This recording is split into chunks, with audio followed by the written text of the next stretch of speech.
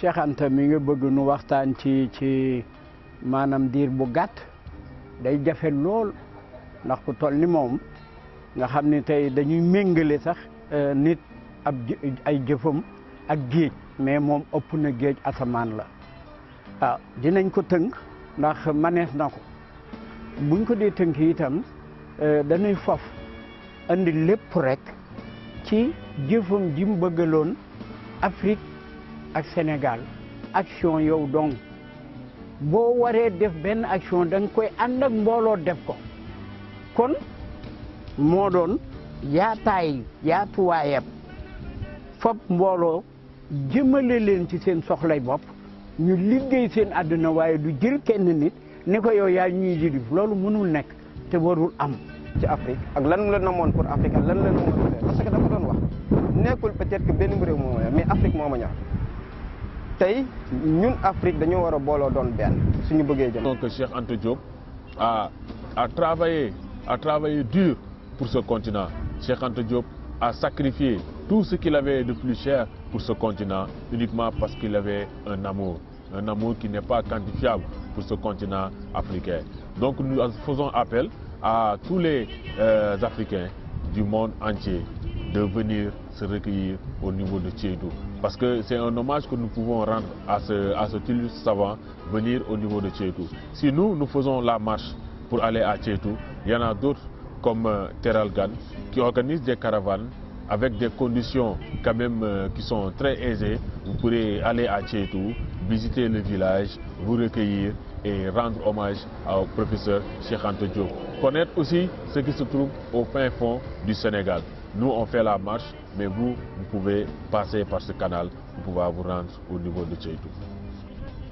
Cheikh Anta Diop était un anthropologue, un scientifique, mais c'était aussi un homme qui aimait son pays. Il a fait le choix de revenir au Sénégal après ses études en France. C'est un homme qui a milité en faveur de l'unité africaine. Il a compris très tôt que sans cette unité, le développement de l'Afrique serait difficile.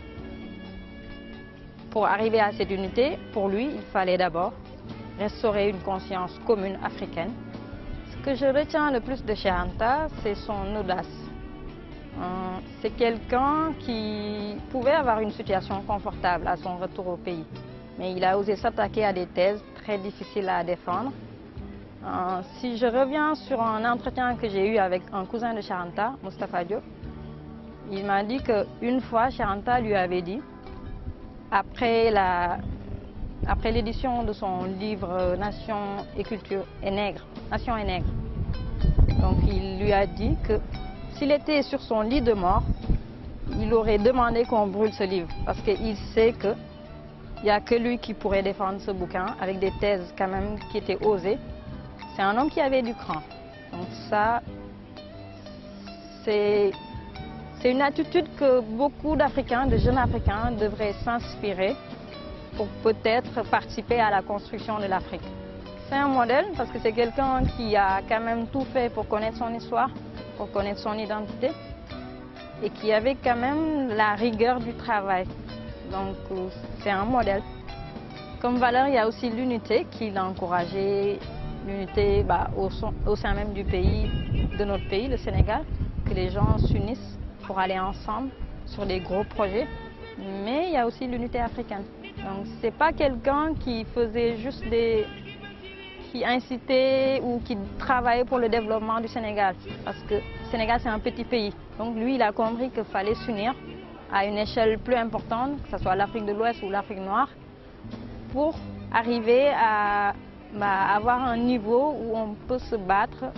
Cette année, nous lançons un voyage organisé à Tiédou, le village natal où repose le grand homme.